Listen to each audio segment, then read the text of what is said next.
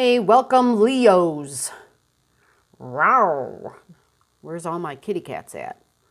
All right, this is the Leo reading for October 2019. In this video, we're going to be discussing the new moon that happens at the end of the month. That's going to be, actually pay attention and stay tuned for that because that's a choppy time. It's not a typical new moon by any means. But in the first part of the video, I'm going to discuss we're going to discuss the full moon that's coming up actually in a few days. The full moon is on the 13th of October.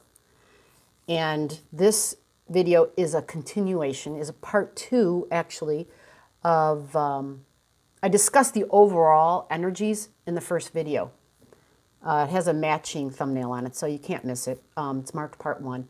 If you haven't watched it, you want to watch it because then it will help you to understand some of the things I'm saying right now.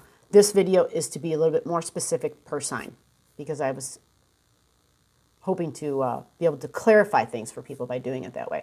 So this is for Leos. And again, I'm reading this as from a Leo rising.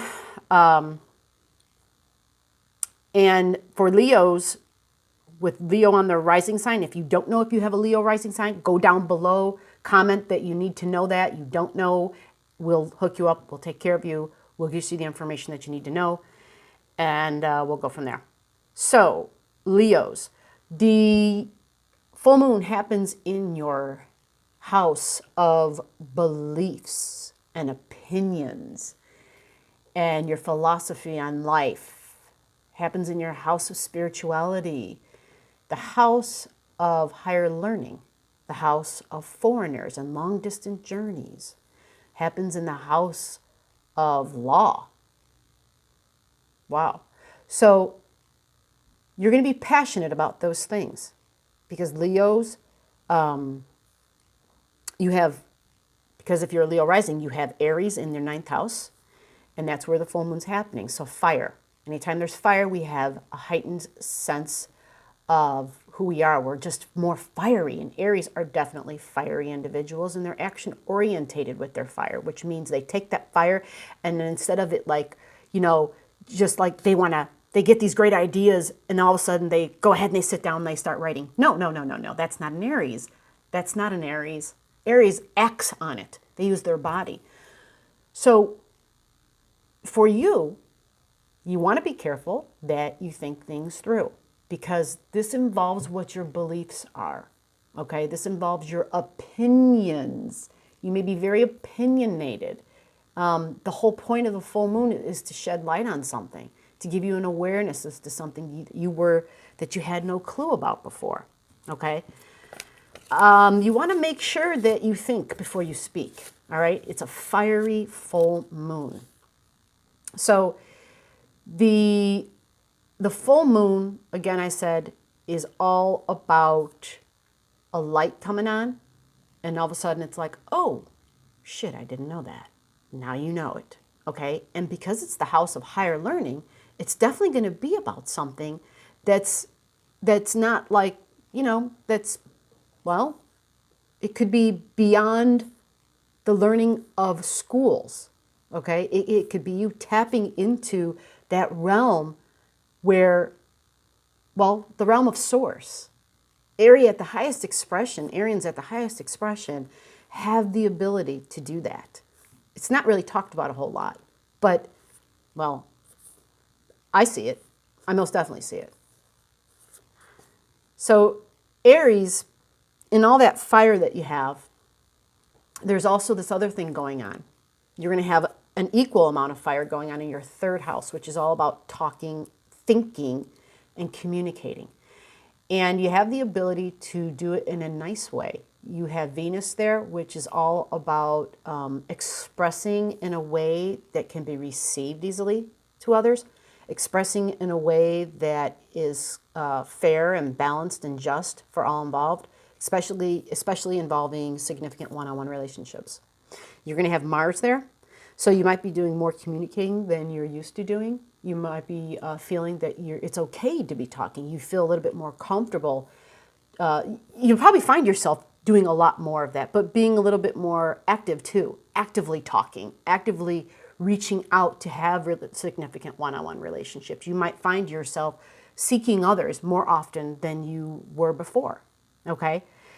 Pay attention towards the end of the month, okay? Towards the end of the month, there is a little bit of a trip up. It's the square that's going to be forming up between Mars and Saturn.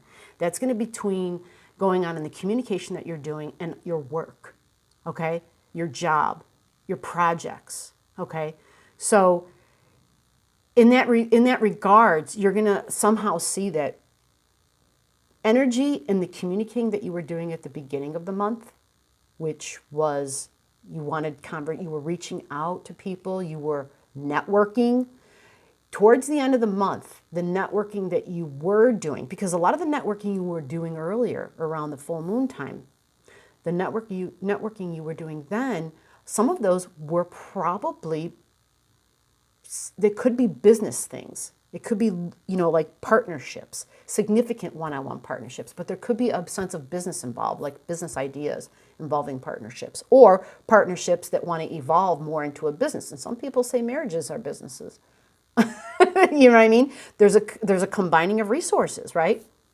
So if there's conversations going on like that, or if you work for yourself and you're seeking out new clients, that full moon time, you'd be the one going around, and definitely social media would be on 10 at that time, right? Because the whole area is lit up for you. At the end of the month, though, that starts to square up, meaning there's more tension there and you have to work harder. Instead of taking just 3 steps to get something accomplished, you have to take like 7 steps or 10 steps. There's just more steps that Saturn is requiring. I want everyone to remember, and I have to say it out loud as well, because it's a reminder to me that we always talk about Saturn being the teacher, the taskmaster, but don't forget, it's simply Saturn saying, yes, I want you to do, instead of 3 things, I need you to do 7 things for me. But if you do those 7 things, I'm going to give you what you worked for, because that's what Saturn does. When we do for Saturn what it asked us to do, it gives us what we asked for. So this is a good thing. It just means that Saturn has a different timeline than we do, because Saturn rules time. So we just have to stick to it, and it will come to fruition. It may not be on our timeline, but Saturn's timeline.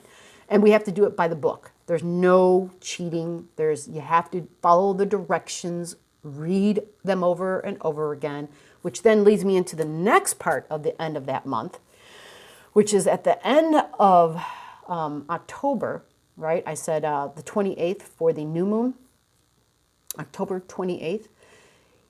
We usually set up our intentions, and I usually focus new moon readings. I'm always talking about setting intentions, but this new moon really, in a way, feels like a full moon. There's this other thing going on about what we value. It's Uranus and Taurus is our value systems. And you are coming upon an illuminated time at the end of the month where something that Uranus is bringing forth to you is saying, hey, this is important. And it has to do with you and how you show up in the world in a professional way. It has to do with how you want to be acknowledged and recognized in the world. So that is also going to be, normally the lights shining on us happen at the earlier time of the month, but it's also going to be happening at the end of the month, okay? So go ahead with your new moon intentions as usual, okay? The new moon literally happens in your 4th house. So it's all about, well, actually, no. Well, it depends. I'm sorry. I would have to have your chart, which means I'd have to have your birth time. If I don't have that information, go down below. Let us know who you are. We'll hook you up.